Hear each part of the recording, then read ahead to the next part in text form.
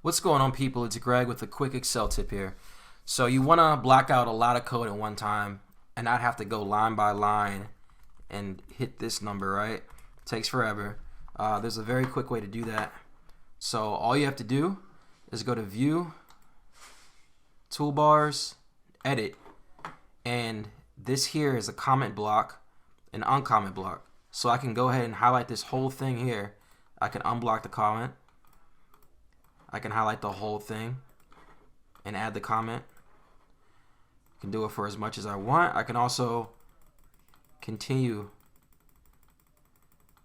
the comment onward like that, you know, if you want to make some kind of designs or whatever.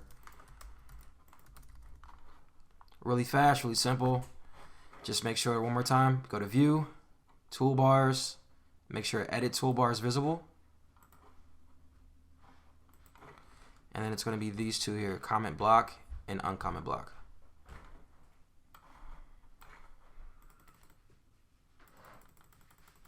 And yeah, that's all I have for today. Thank you so much for watching. Make sure to like, comment, subscribe. Have a good one.